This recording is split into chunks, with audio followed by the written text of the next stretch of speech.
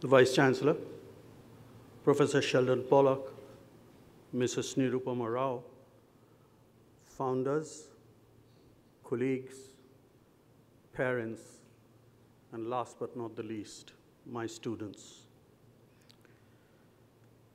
A decade or so ago, a group of leaders in India decided to make a tryst with higher education. Ashoka University, as all of you know, is the fulfillment of that tryst.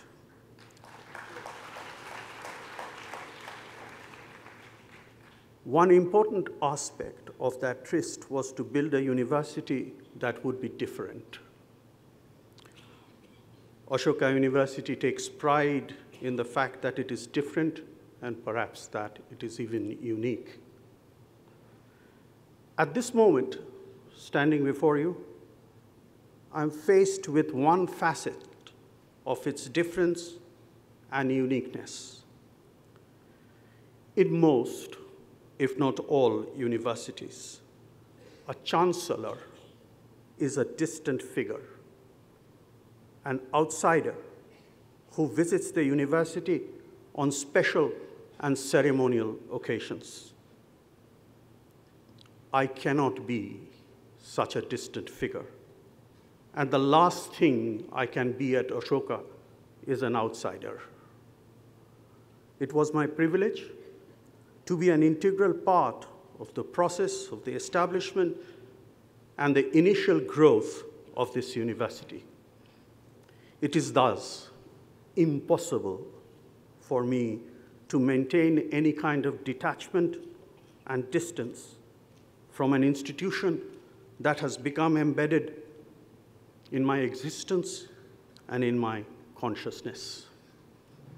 So this is by no means going to be a typical chancellor address delivered from a lofty perch. In its short life, Ashoka has crossed many significant tests and hurdles. But I think today we are poised to face a very severe test.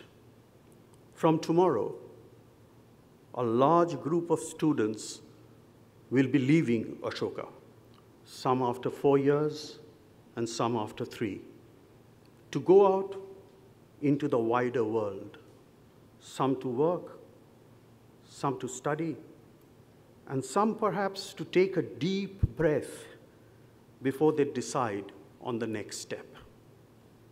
It is a huge leap from an oasis in Haryana to wherever you are going. We are certain that the intellectual training and the values that you have imbibed in Ashoka will stand you in good stead throughout your lives. You will be the best ambassadors Ashoka can ever hope to have. I have no manner in my doubt that all of you, individually and collectively, will not only make yourselves proud, your parents proud, but also Ashoka proud. As you leave Ashoka, remember, you cannot actually ever leave Ashoka, nor can Ashoka ever leave you. The gates of this university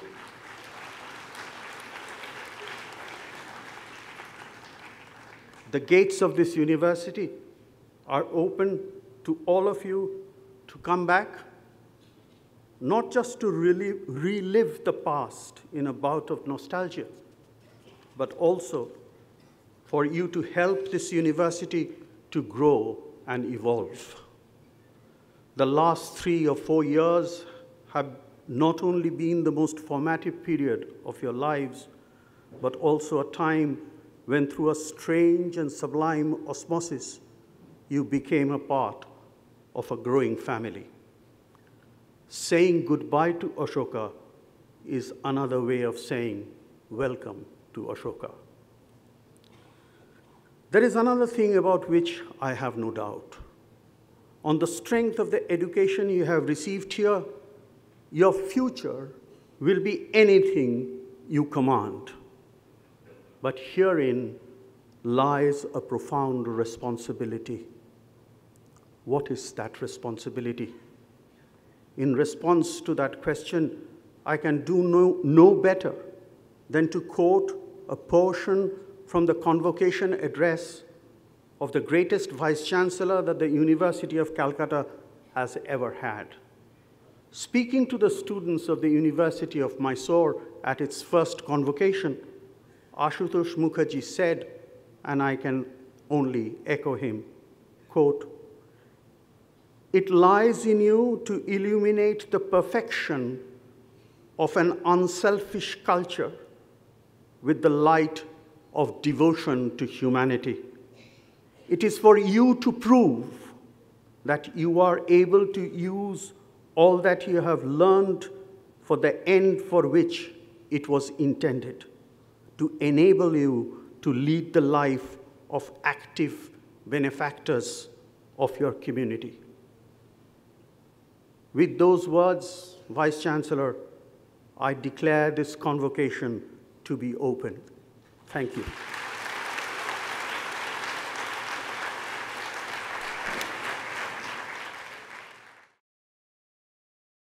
Chancellor, Professor Rudrangshu Mukherjee, Chief Guest Nirupama Rao, our distinguished convocation speaker, Professor Sheldon Pollack, parents, students, founders, and larger members of the Ashoka community, I extend my warmest welcome to you.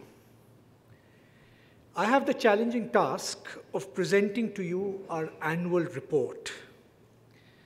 But this is a significant challenge for me, because I know our annual report is not just what I will say here, the facts about the university, the achievements we celebrate, the challenges we enumerate. Our annual report is embodied in the extraordinary students whom we graduate today, the undergraduate class and the ASPs. They are the best and the only annual report Ashoka can and needs to give.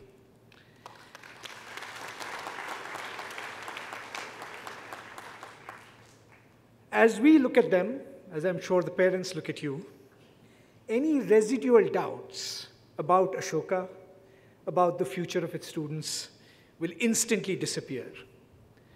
The combination of intellectual prowess, moral awareness, and social responsibility these students carry will be an enormous force of change. I can say this as a fact, not just as an aspiration. Their impact will not be measured year to year, but over the course of long and productive and thoughtful lives. In graduating, these students have passed the requirements of Ashoka, but they know they now face a more stringent test. Not the one Ashoka sets, not even the one society sets, but the one they have set for themselves as Ashokans. We graduate them in the knowledge that they will hold themselves to even higher standards than any of us can imagine or exemplify. They will be Ashoka's annual reports, year after year, written across the sky and stars, and for generations to come. We applaud these students.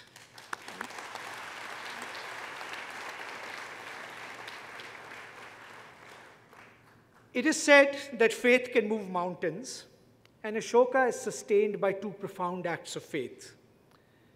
The first is the faith I've already spoken of, the faith of the students and their parents who have reposed their trust in us.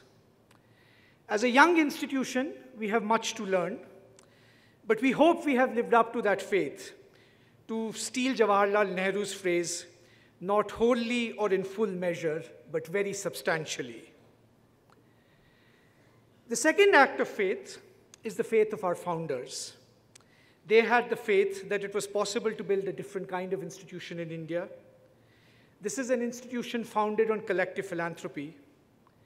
And I'm pleased to be able to report that this year, Ashoka crossed the milestone of reaching 1,000 crore in philanthropic commitments.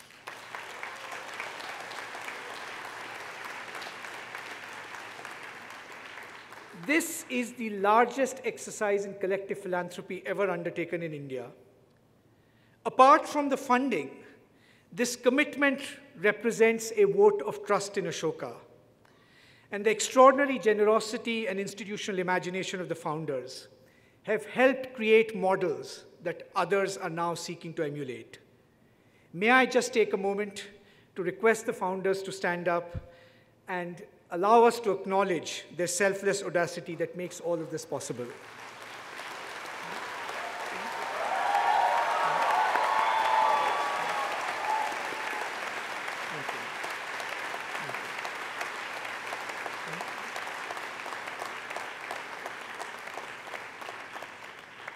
An annual report always compels us to perhaps unwittingly violate the first principle of being a good Ashokan, which is never be a judge in your own cause. But even at the risk of violating this tenet, our annual report can confidently claim that Ashoka is making progress on all aspects of its mission. The university is growing in size as planned. We have 1350 plus students on campus, and will reach the milestone of 2,000 students by 2019-2020.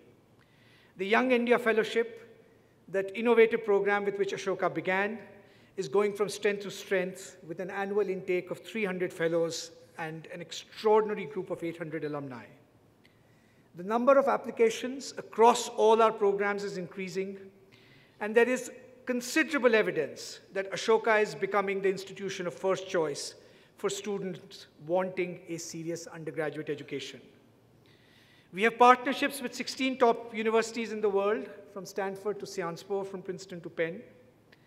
The current campus will be built out to its full capacity to house about 2,400 students by 2019. We are absolutely delighted to be able to report that Ashoka has acquired another 25 acres or so of land for the second phase of the campus.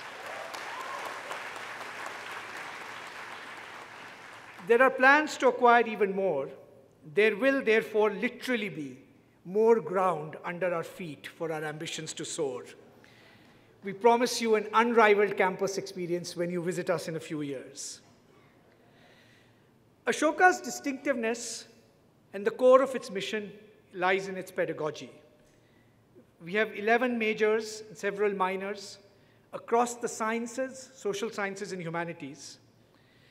Thanks to an enormously dedicated and talented faculty, Ashoka has created an innovative curriculum that allows students to discover their intellectual identities and become thinkers in their own right.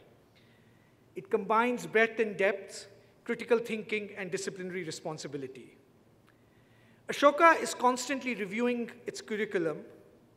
As we scale up, we have to be constantly mindful of the fact that we have to deliver in our pedagogical practice all the principles we promise our students, and we learn from each passing batch.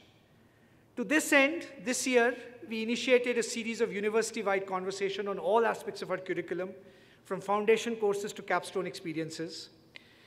Even the Young India Fellowship was subject to a thorough review. These discussions have resulted in decisions we hope will improve already exciting programs, and more decisions will follow in the early year next year. Ashoka remains truly committed to being at the forefront of pedagogical excellence and innovation. We often get asked the question, whose university is Ashoka? Those who can pay the fees, a privileged few. We are pleased to be able to report that Ashoka has truly become the nation's university, where students from all regions and classes can be at home. We have students from 25 states, over 70 cities in India, so all across India. We have students from 17 countries. Ashoka remains committed to setting new benchmarks of inclusion. Over 50% of the students at Ashoka are on financial aid, and the Board of Trustees has given its commitment to making sure that our financial aid goals are even more ambitious. I want to reiterate that Ashoka is a private university, but it is a public trust in spirit and action. As we remain committed to undergraduate education, we now believe it is time to set Ashoka on the pathway of being a great research university. But one of the things students will have noticed, although parents may not recognize it that easily, Ashoka is already on that pathway. We have a range of faculty working on truly exciting array of ideas. It's only at Ashoka you can find scientists looking for how insects communicate social signals, literature professors exploring the mysteries of human desire and medieval mysticism, math professors exploring the frontier of matrix theory and geometry, life sciences professors looking at the connection between evolution and immunology, philosophy professors looking at ancient theories of consciousness to modern debates about the ethics of self-deception, computer scientists decoding cryptography, environmental scientists working out the future of India's forests, economists looking at the vagaries of human rationality, physicists unlocking the secrets of the cosmos. I can just go on and on and on. We have historians examining warfare in Mughal India and diagnosing the twilight of contemporary liberalism. I'm mentioning all of these randomly chosen faculty research topics to reiterate the point that Ashoka is already at the center of the production of knowledge. The range of publications of our faculty is too long to enumerate here, and the list of awards they are winning is growing. But I want to take this moment to request my colleagues to stand up for a minute so that we can acknowledge their roles, not just as fabulous teachers, but as intellectual leaders in their field. Ashoka now has 85 permanent faculty and is ramping up on an unprecedented scale. Last year, we made 22 new appointments and had 29 extra visiting faculty. I want to take this moment to acknowledge all our faculty. Faculty, would you please rise?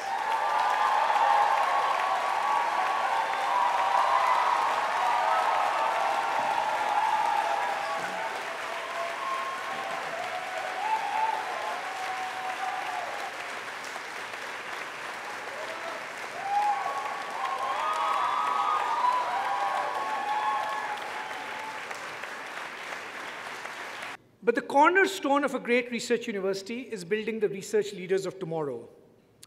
I'm happy to announce that as many as 5 disciplines will have doctoral students on Ashoka campus by monsoon 2018: computer science, economics, history, biology, and English. Thanks to the valiant efforts of our top scientists, our science block has been completed, and wonderful labs are going to transform teaching and research at Ashoka. Our commitment to research is exemplified by the fact that we have created the first archive of its kind of original papers and manuscript material at Ashoka. We have just acquired the papers, for example, of former President philosopher S. Radhakrishnan and the environmentalist Chandi Bhatt. Ashoka has ambitious plans for a great graduate school in phase 2. In order to attract the best graduate students, we will create a separate endowment that will fund and sustain those graduate students.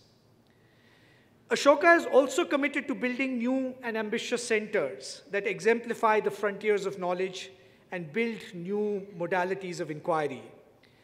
We have several centers of practice: entrepreneurship, women's leadership, social philanthropy, Center for Behavioral Change, the wonderful Trivedi Center for Political Data. In addition to these and the existing departments, which will, we hope, grow from strength to strength, this year we laid the intellectual groundwork for a set of new multidisciplinary centers in the data sciences, life sciences, environmental studies, international relations, and a Center for Indic Studies. The last one will promote serious intellectual work in classical and contemporary Indian languages. We know a serious university cannot advance without deep engagement with the diverse currents of this extraordinary civilization. With all your help, we know we can be at the forefront of the production of knowledge, not just teaching. Ashoka is a global university, but one mindful of its location as well, and it has converted its location to incredible pedagogical advantage. Many of our colleagues are beginning to doing serious work on this laboratory of social change we call Haryana. We have a wonderful program engaging with communities all around us. And the CMGGA program, Chief Minister's Good Governance Program, is now one of the most sought-after programs of its kind in India. This program places one fellow in every district in Haryana to work with the local administration for a year. It has been a transformative experience for both students and actually the government in many significant ways. This program is just one example of Ashoka's ability to align the goals of the university with responsible local citizenship, a virtue we hope all our students carry. It is difficult for me to capture the scale of activity at Ashoka in this brief report. Ashoka will be hosting the massive Association for Asian Studies conference this year, the largest gathering of scholars from all disciplines from all parts of the world, running into the hundreds. The scale of activity here, the dozens of conferences, the hundreds of talks, the extraordinary cultural production on campus keeps us busy. Haryana is a sporting powerhouse, and in keeping with that tradition, Ashoka is also proving to be one. We are pleased to report that Rudrangshu Mukherjee won a gold medal at the World Shooting Championship for Universities.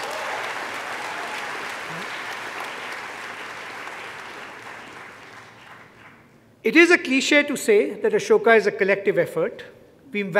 As much as we value individual achievement and prize individuality, we know nothing would be possible without the selfless support of hundreds of people that lie behind every activity. Every act of ours, I don't mean just Ashoka, I think as individuals as well, every act of ours is not just ours alone. It condenses the effort of so many people. In that sense, and in keeping with, I think, the Ashokan tradition, an annual report has to be a record of our indebtedness more than it is a record of our achievement, which is, I think, quite palpable. Ashoka is unique in that every single individual is always going beyond the call of duty. This is not a place and an institution built on the arid calculation of reward and benefit, but a place built on deep commitment. I wish to thank every single person on campus, especially our staff, who have guided us through every storm with such calm assurance, and I wish we had time to name each one of them individually.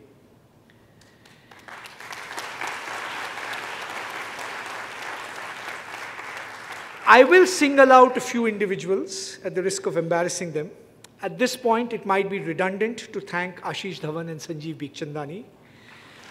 But the example they set by combining their outsized achievement and generosity with total selflessness and lack of ego has set the tone for the entire institution. Pramath Raj Sinha, even as he moves to other ventures, is vital for keeping us honest. And the great personal pleasure of my job has been to come to know and see Vineet Gupta, who's a model of fairness, effectiveness, and integrity from whom we are still learning.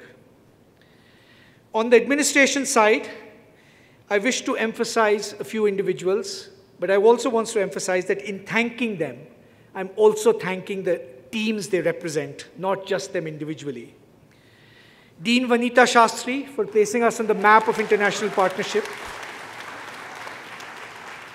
Munish Rawat, Chief of Operations, who, even though we sometimes complain about the food, at least make sure that the Ashoka Samosa remains alive. Sachin Sharma, Registrar, for ensuring we don't run afoul of any law. Venkat in the development office for his boundless enthusiasm and effective charm. Ali Imran for making sure that Ashoka's message is communicated. Vineet Sabarwal in the admissions office for getting us extraordinary students like you. And our deans, Deboshruti Roy Chaudhary and Rashmi Singh, for making sure that you are safe and well looked after. In fact, we sleep well because we know they are here. I also want to make a special mention of Dr. Arvinder from the Center for Wellbeing. She has created a unique institution of its kind in any university in India that looks after students' well-being in all its different aspects. But to 4 people, my personal debt is immeasurable. Our Pro-Vice Chancellor, Shankar Krishnan,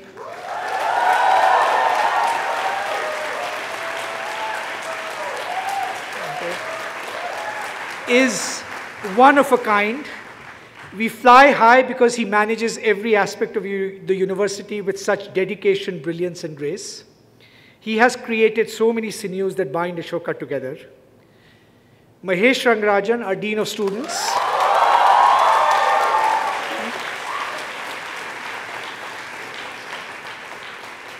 We went to college together and are now back in college together. And I cannot think of anyone whose concern for students is so unwavering, besides, of course, his intellectual brilliance and contribution. Ashoka is deeply in your debt, Mahesh. Then there is our Dean of Faculty, Professor Malvika Sarkar. She embodies one virtue which I hope all Ashoka students will take. She's a living embodiment of the adage that those who first listen and then speak most quietly also speak the most wisely. She has been largely responsible for ensuring that Ashoka has such extraordinary faculty. And finally, to our Chancellor, Rudrangshu Mukherjee,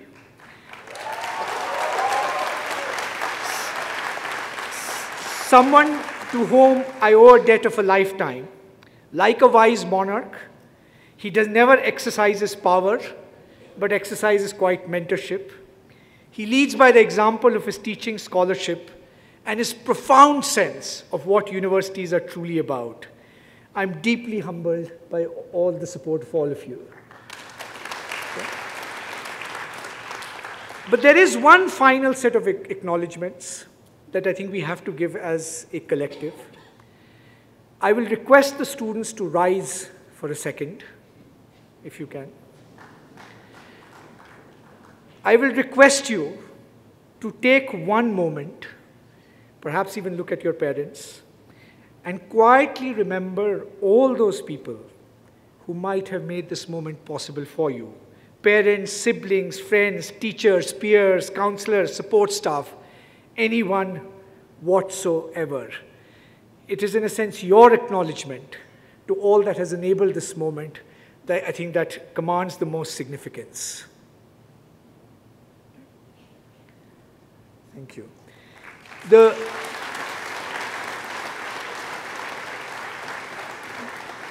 meaning of your tremendous achievement is deepened, not diminished, when we are aware of how dependent it is on many people. Ashoka's credo is that it gives us the strength to be independent and free spirits. But as the Mahabharata reminds us, even all free action is built on a web of dependencies.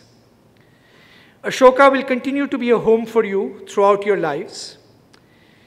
Being an Ashokan, however, is also a privilege, and a privilege accessible only to a select few. So with this privilege comes a special responsibility. There is a pithy saying from the Gospel of Luke, but one that I think expresses the sentiments of all ethical traditions. To whom much is given, from them much is expected. As Ashokans, we know much has been given to us, and so much will be expected from us. But we also know that you will be year after year writing our annual report in glory. Congratulations.